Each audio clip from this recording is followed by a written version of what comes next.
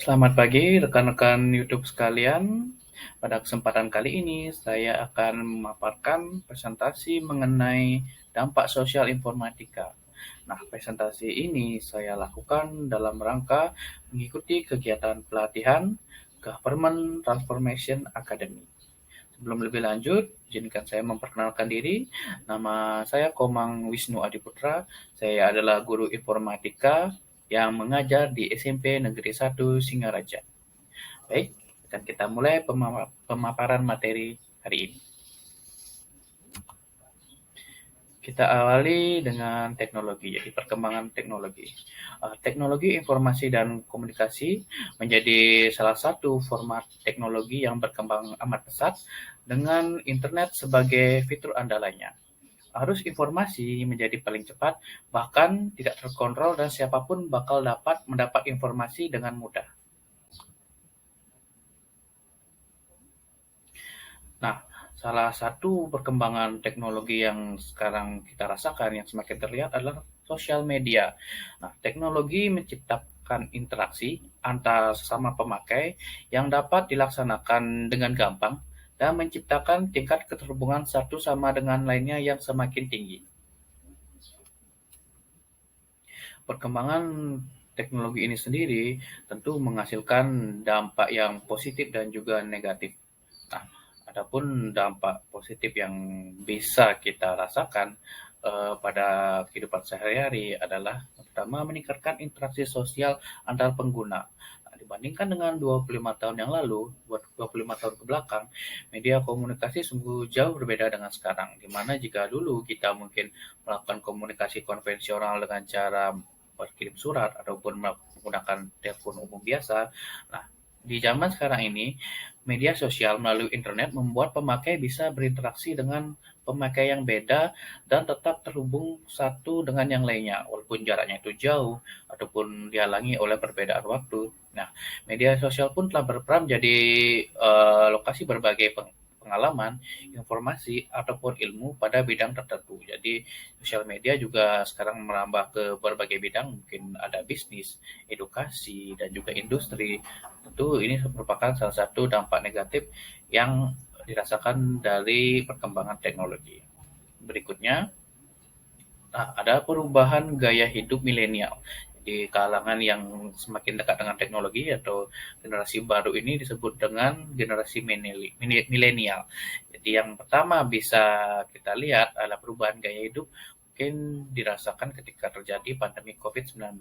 Yang pertama adalah bekerja bisa dilakukan di rumah. Jadi tidak pada seperti umumnya, seperti ke belakang, di mana bekerja itu harus di kantor, semua pekerjaan harus diselesaikan di kantor, tapi dengan adanya perkembangan teknologi, baik itu Zoom meeting, internet yang cepat, bekerja bisa dilakukan di rumah ketika kita ada hal tertentu yang tidak bisa membuat kita pergi ke tempat kerja. Jadi itu adalah perubahan gaya hidup yang pertama. Yang kedua adalah belanja secara online cukup memakai smartphone. Jika kita pada umumnya tradisionalnya kita ingin berbelanja, kita harus pergi ke tempat tersebut atau ke sebuah toko. Tapi dengan kecanggihan smartphone sekarang, dengan adanya banyak e-commerce, toko online, kita bisa berbelanja, kita bisa melihat barang tertentu hanya dari rumah saja, bermodalkan smartphone dan kuota internet, dan itu juga uangnya ya. Kita bisa memesan barang yang kita inginkan melalui berbagai e-commerce atau all shop yang sudah tersedia.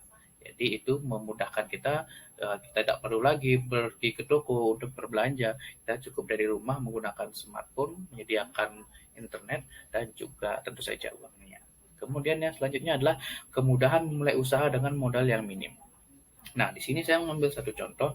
Jadi ketika kita anggap saja mempunyai sebuah industri atau bisnis. Ketika kita ingin mengiklankan bisnis tersebut, pada umumnya mungkin yang terdahulu cara-cara tradisional adalah kita bisa menyebarkannya atau mempublikasikannya melalui media koran, radio, ataupun juga yang paling budgetnya tinggi itu ada iklan di televisi dan juga membuat baliho yang besar. Nah, jadi seperti itu. Tapi dengan uh, ada kecanggihan teknologi yang ada sekarang, kita bisa mengiklankan usaha yang kita miliki hanya dengan memodalkan smartphone saja. Kita bisa mengedit desain poster atau banner yang kita inginkan pada aplikasi seperti Canva. Kemudian kita bisa share hal tersebut, apa tuh poster yang kita buat pada sosial media ataupun juga mungkin memiliki YouTube, TikTok dan Instagram. Nah, di sana kita bisa memudahkan untuk mengaplikasikan usaha yang kita miliki. Ada juga yang namanya dengan istilah stok ya, stok barang ya. Jadi kita juga bisa berjualan, kita bisa membuka toko melalui e-commerce yang ada, mungkin contohnya Tokopedia atau mungkin juga Shopee. Kita bisa membuka lapak di sana. Jadi dulu kita harus membuat toko, kita harus menyewa toko untuk membuat usaha kita untuk berjualan apa yang kita jual. Berbeda dengan sekarang, kita bisa hanya membuat toko online saja, kemudian kita bisa berjualan seperti itu. Kemudian ada berbagai layanan yang lain. Jadi berbagai layanan yang lain ini contohnya mungkin seperti kemudahan kita dalam melakukan transaksi keuangan, ada yang namanya m-banking. Lalu banyak ya aplikasi-aplikasi lain yang memudahkan kita, mungkin aplikasi smart home. Nah, itu smart home itu kita bisa memantau rumah kita bisa menjaga keamanan rumah kita menggunakan aplikasi-aplikasi yang tersedia, yang terhubung dan terkoneksi dengan perkembangan teknologi pada smartphone dan juga internet. Kemudian yang berikutnya adalah perubahan jenis pekerjaan dengan multiprofesi. Jadi mungkin identiknya kita dahulu itu ingin bercita-cita menjadi seorang dokter, ingin bercita-cita menjadi seorang angkatan, ingin bercita-cita menjadi seorang entrepreneur dan hal-hal lainnya. Nah, tapi di perkembangan gaya hidup milenial ini muncul berbagai profesi yang baru. Salah satu contohnya ada yang namanya YouTuber. Nah, jadi ini salah satu profesi yang sangat digandrungi oleh kaum milenial zaman sekarang. Ada yang namanya blogger. Jadi selain YouTuber ada yang namanya blogger, kemudian ada yang namanya animator. Animator ini yang membuat animasi ya. Kemudian yang terakhir ada salah satu contohnya ada selebriti media sosial atau selebgram biasa kita sebut. Nah, jadi itu ada beberapa contoh perubahan gaya hidup milenial di bidang profesi, di mana muncul profesi baru yang memungkinkan kita berkolaborasi dengan perkembangan teknologi. Jadi keempat tadi yang saya sebutkan adalah YouTube, blogger, animator, dan selebgram atau selebriti media sosial adalah beberapa saja dari segelintir profesi baru yang muncul dengan adanya perkembangan teknologi. Seperti itu. Baik. Perkembangan teknologi juga saya bilang tadi ada dampak negatif dan positifnya. Mungkin salah satu contoh dampak negatif tentu saja ada, selain ada dampak positif itu ada dampak negatif. Salah satu dampak negatifnya adalah penyebaran hoax. Hoax itu didefinisikan sebagai rencana menipu orang dengan teknik memberikan berita tidak benar. Nah, tentu hal ini sering sekali kita dengar. Ada orang yang menyebarkan atau membuat opini menggiring kita dengan berita-berita yang tidak benar itu disebut dengan hoax. Jadi mohon dari hal seperti ini kita harus tanggap juga menghadapi dampak negatif dari informatika atau perkembangan teknologi. Kemudian adalah penipuan. Nah, modus penipuan memakai teknologi informasi, salah satu diantaranya mengirimkan pesan dengan iming-iming hadiah. Nah, ini tentu sering kita alami ya, mungkin kalian yang menggunakan smartphone dari layanan operator tertentu sering mendapatkan kiriman. Mungkin saya sendiri masih sering mendapatkan kiriman penipuan, misalkan Anda menang hadiah 10 juta, Anda menang hadiah ini. Nah, itu terkirim dari nomor-nomor yang tidak jelas. Tentu ini merupakan hal yang sangat merugikan bagi kita, apalagi jika orang tersebut tidak waspada akan bahaya dari hal tersebut. Kemudian ada dampak negatif berikutnya yaitu cyberbullying. Nah, cyberbullying ini adalah sederhananya adalah membuli ya, meskipun tidak bisa langsung secara fisik. Cyberbullying tidak jarang kali bisa memberikan akibat yang merusak untuk korban yang masih di bawah usia dan remaja. Korban tidak jarang menderita kegugupan, malu, stres, depresi, bahkan kemauan bunuh diri. Seperti itu. Hindari ya.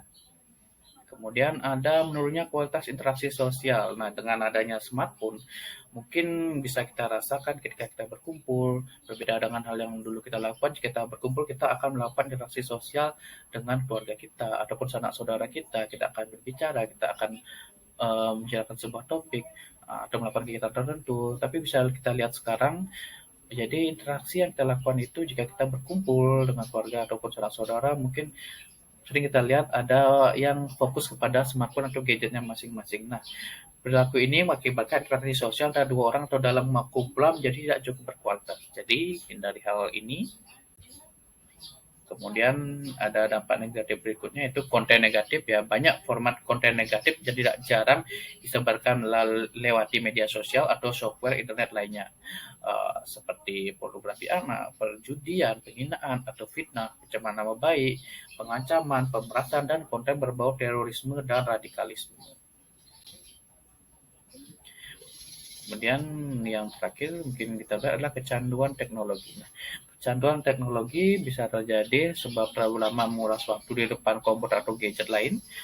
Pengguna menguras waktu online guna menjajah internet, bermain game, ataupun memakai media sosial. Jadi ini mungkin sering terjadi pada remaja zaman sekarang, di mana mereka kecanduan untuk bermain game dan juga memakai media sosial, di mana waktu mereka mungkin bisa digunakan untuk hal yang lebih berkualitas, bisa tersita karena mereka mengalami kecanduan bermain game dan juga memakai media sosial.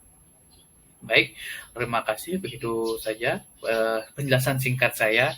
Jadi karena dibatasi waktu, saya hanya bisa menjelaskan secara singkat. Mohon maaf jika penjelasan saya agak terlalu cepat. Mungkin saya bisa perbaiki di berikutnya. Terima kasih perhatiannya. Kesimpulannya, dampak positif dari perkembangan teknologi ini harus kita bisa kuasai, harus bisa kita ikuti agar kita juga bisa berkembang dan tentu jadi keuntungan bagi kita sendiri. Sedangkan dampak negatif perkembangan teknologi informatika ini tentu harus kita waspadai, harus kita cegah juga agar tidak menyebabkan kerugian yang sangat besar, karena dampak negatif ini juga memberikan kerugian yang dan dampak yang sangat buruk ya pada kehidupan kita sehari-hari. Baik, terima kasih. Sampai jumpa di video berikutnya.